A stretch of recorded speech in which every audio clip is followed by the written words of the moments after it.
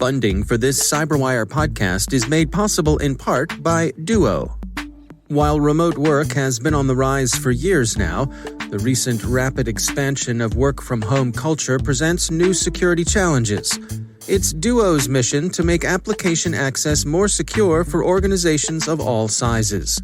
Duo's modern access security is designed to safeguard all users, devices, and applications so you can stay focused on what you do best. Give your organization the peace of mind that only complete device visibility can bring. Visit duo.sc/cyberwire to sign up for a free 30-day trial. And we thank Duo for sponsoring our show.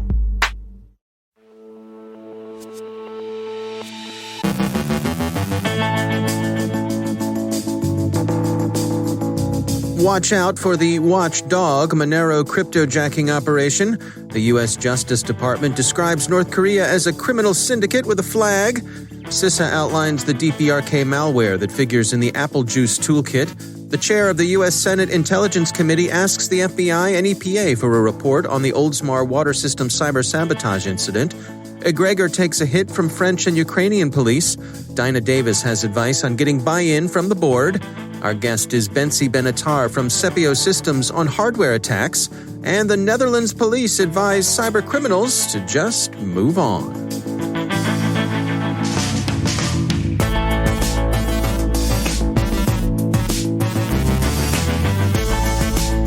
From the CyberWire studios at Data Tribe, I'm Dave Bittner with your CyberWire summary for Thursday, February 18th, 2021.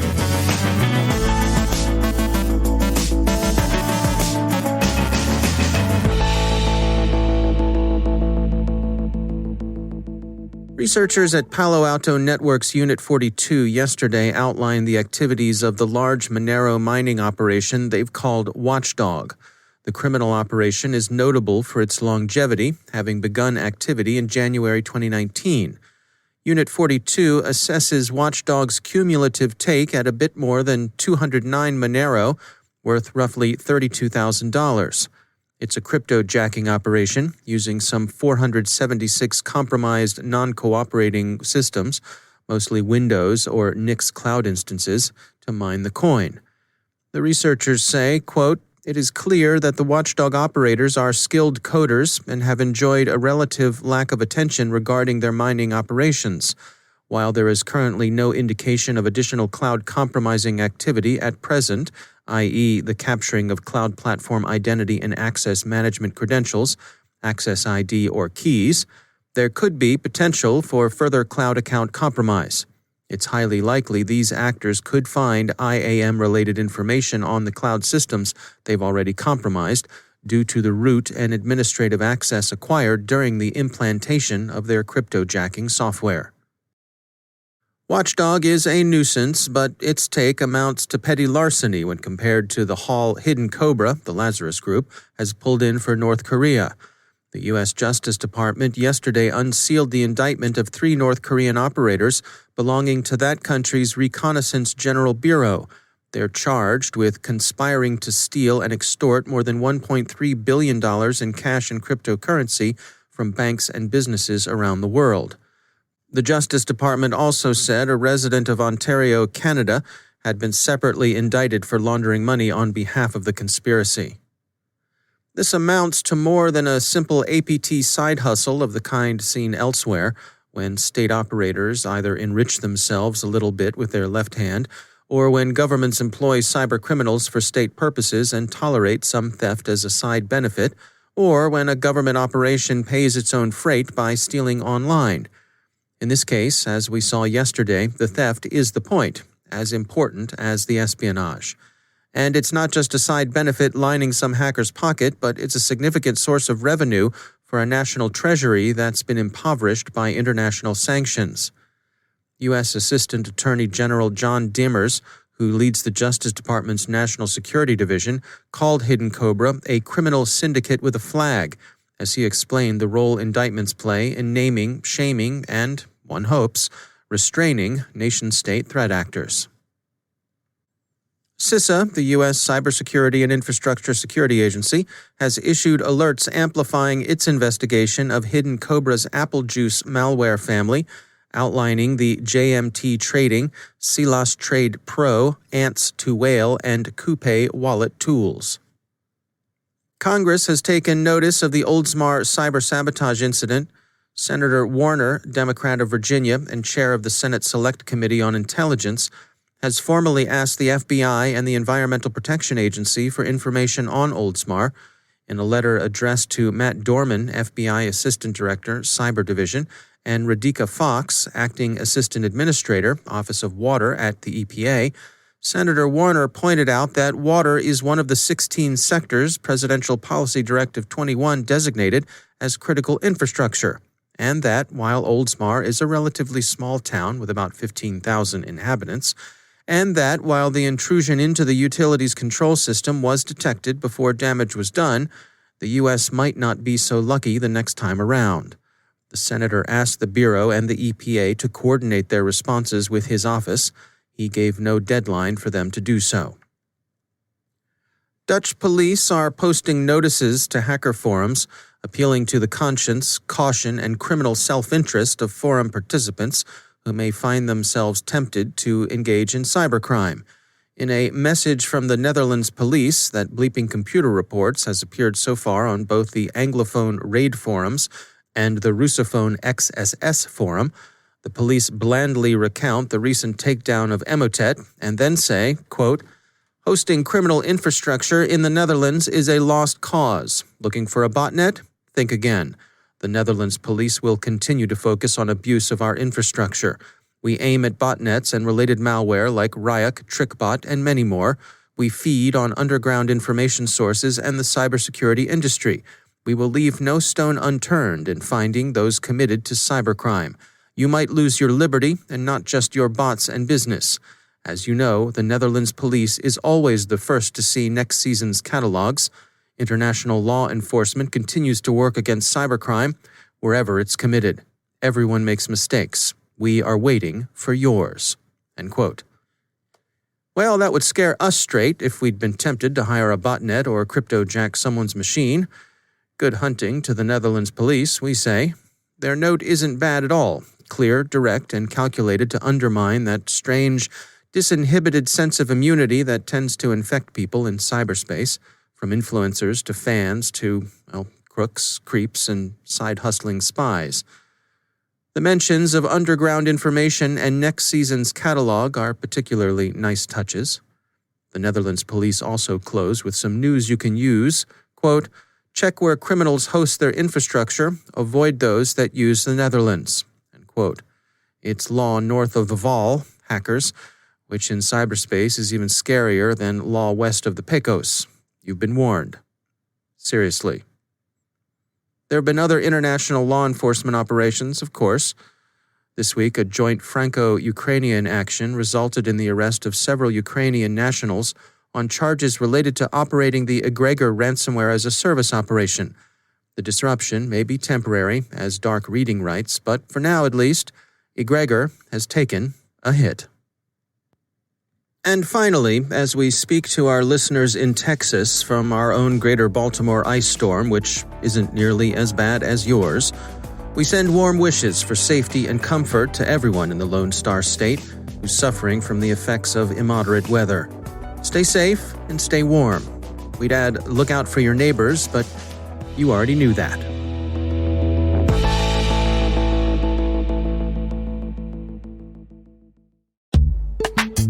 And now, a word from our sponsor, ExtraHop, securing modern business with cloud-native network detection and response. The massive shift to remote work has turned the reality of work on its head. With cloud and multi-cloud adoption, comprehensive visibility is more important than ever. But in order to protect your business, you need more than unified visibility. You need intelligence response workflows so teams can collaborate easily and act quickly. ExtraHop helps organizations like Wizards of the Coast detect threats up to 95% faster.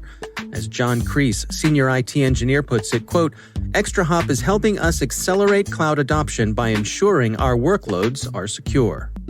See how it works in the full product demo, free and no forms required, at extrahop.com/cyber. That's extrahop.com/cyber.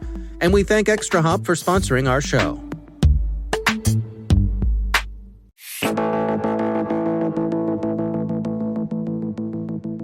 It's been a month and a half or so since the riot at the U.S. Capitol building in Washington, D.C.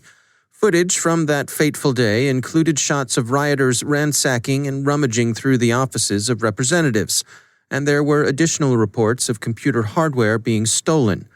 It was a stark reminder that unauthorized physical access to hardware remains a serious risk. For more on this, we checked in with Bentsi Ben Atar, CMO and co-founder of Sepio Systems. So I think that a lot of the actions being taken by the existing security teams are mostly related to the capabilities of the tools that are being deployed.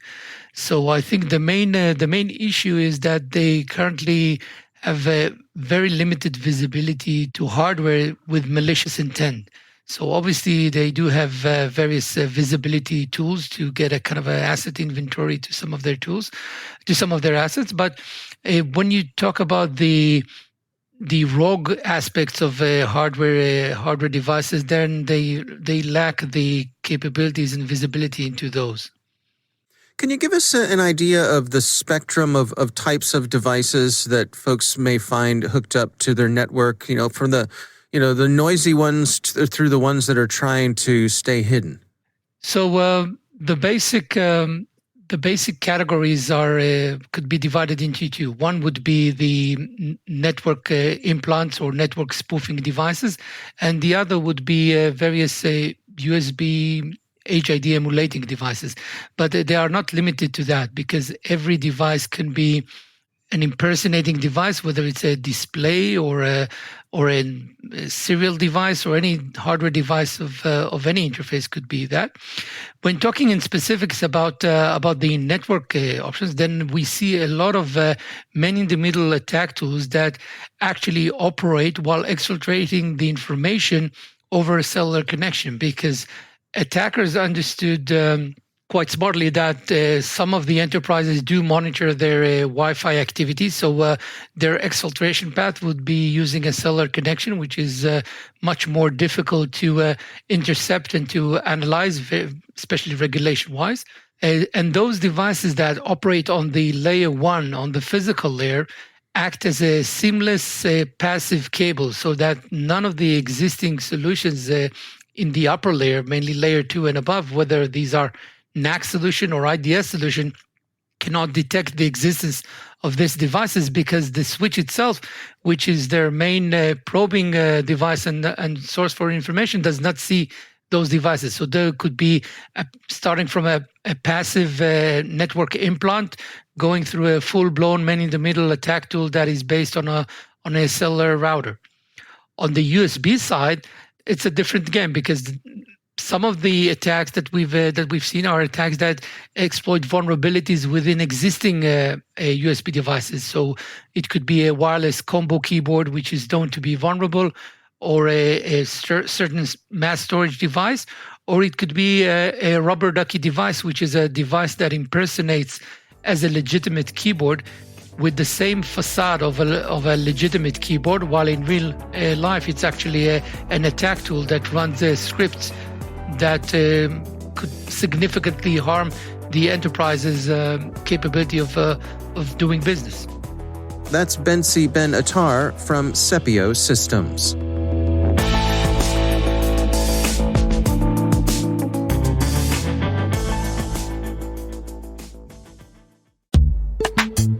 And now a word from our sponsor, Detectify. New vulnerabilities in web technologies like jQuery, Apache, WordPress, you name it, pop up each day. 1,500 plus CVEs were reported on NIST.gov in October 2020 alone.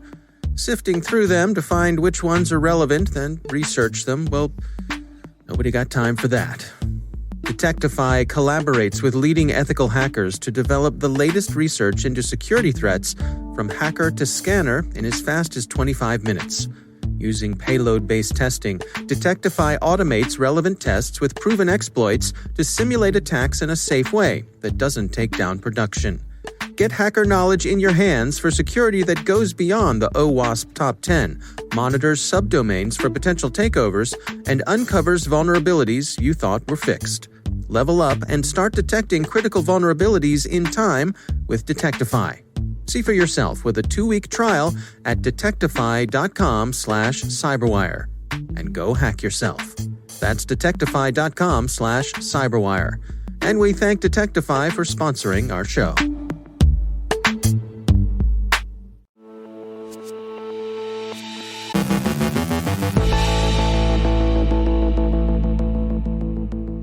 And joining me once again is Dinah Davis. She's the VP of R&D for Arctic Wolf. Dinah, it's always great to have you back. I wanted to touch base with you today about interacting with a company's board of directors and kind of making that case to get funding for security. What can you share with us today? Yeah, it's really important, right, that the board buys in and actually funds the security program in your company, right? So the first thing you really need to get around is how to get them engaged, right? You can't just, walk into the board one day and say, hey, I need some money. Can you give me some money? Right. Because they're going to be like, no. What are you going to do with it? Right. Who are you and what are you doing here? Yes, exactly. So a great place to start is with the fact that cyber risk is actually organizational risk, right? What are the risks that your board cares about? So you can highlight that it's not only the company's reputation, but there are massive commercial implications to a breach. In fact, I was reading yesterday that about 40% of the losses, like the financial loss that companies go through during a breach, is because of customer loss, because they're not trusted anymore. So that's the first thing, make them understand the importance of the reputational and commercial implications, and also remind them that directors and officers of the company are liable for misrepresenting their security measures, right? So if they fail to disclose things, if they're not doing what they need to do, there could be heavy fines for them. Mm-hmm. They've got skin in the game. They do. And then you got to hit them where it hurts most. Money. So, what would it cost their organization if ransomware shut them down? So walk them through that. The costs include the cleanup, the loss of customers, like I said, compliance fines, all kinds of things, right? And if you're in healthcare, it's even worse, right? You've got HIPAA to deal with and all these other things like that. And so you can show them that adding security after development and after something like that will cost you about 100 times more, right? And then you can show them, some statistics on the likelihood that they will get breached. So, and the average cost. So the average cost of a data breach in 2020 was $3.8 million. So that's kind of crazy. And then on average, it takes about 280 days to spot and contain a breach. So the more stuff you have in place at the beginning, the faster you're going to find that, the more you're going to detect it, the less money you're going to lose. And then, as I mentioned before, the largest factor is the loss of business, which is about 40%, right? Yeah. So now that you've, scared the crap out of them and showed them all the bad things, now you want to show them what you've done for good. So you want to go in there and say, hey, look, this is what we've put in place already. It's decent. It's not going to cover everything, that we are worried about, but it's covering good. Here's what we need more so that we can do this, and this, and it's going to cost this much. That's what we need your funding for. So you can also remember to keep it simple, practice your pitch, and if needed, go get marketing to help you with your slides. Make them look amazing. That's what marketing is for. Right. It's interesting to me, as you mentioned at the outset, the importance of speaking to them in their own language, of taking the time ahead of time to do your homework. So when you walk in there, you're talking to them as, in terms of risk, which is what that's what resonates with them. Yes, absolutely. Right. And it's money risk, it's reputation risk, it's fines, it's all kinds of different risk for them, right? And ultimately, it's up to them to decide how they're going to dial things in, how they're going to, it can't be total risk elimination, but it's risk management. Right. Exactly. Right. You have to, it's that medium ground, right? Because if you did everything to the nth degree, you might bankrupt the company spending all the money doing that. Right. Right. Or making it so hard that your customers can't use your product. Right. That's that classic security problem of usability versus security. Right. And it's the same when you're looking at a business on how much to put in place to protect yourself and how much you have to just go, okay, let's accept that risk and make sure we have good, response plans if it happens. Yeah, no, I think it's really important stuff. All right, good information. Dinah Davis, thanks for joining us. No problem.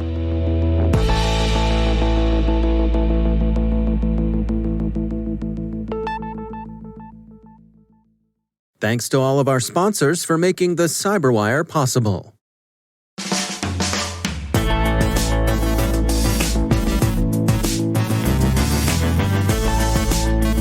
And that's the CyberWire. For links to all of today's stories, check out our daily briefing at thecyberwire.com. And for professionals and cybersecurity leaders who want to stay abreast of this rapidly evolving field, sign up for CyberWire Pro. It'll save you time and keep you informed. A palatable confection and a most nourishing food. Listen for us on your Alexa smart speaker, too.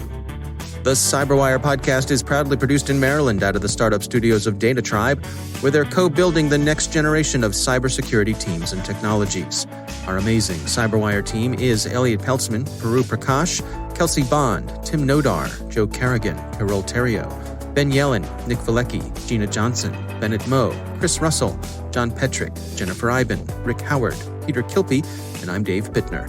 Thanks for listening. We'll see you back here tomorrow.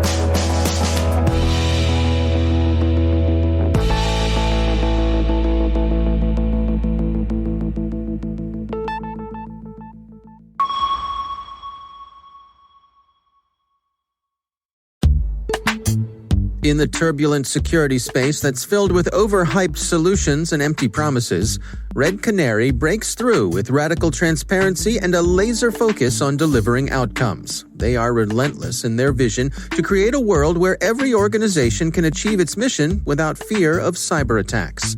Great security operations depend on detection and response capabilities that reduce the time attackers can spend in your network. That means having detailed visibility and broad detection in the places where they operate, your endpoints, your network, and your cloud environments. Red Canary is passionate about improving outcomes, not just for their customers, but for the entire community. You see that passion in the content they deliver and via their open source projects like Atomic Red Team. At the end of the day, Red Canary is your security ally. See what it's like to have a partner in the fight. Visit redcanary.com today. And we thank Red Canary for sponsoring our show.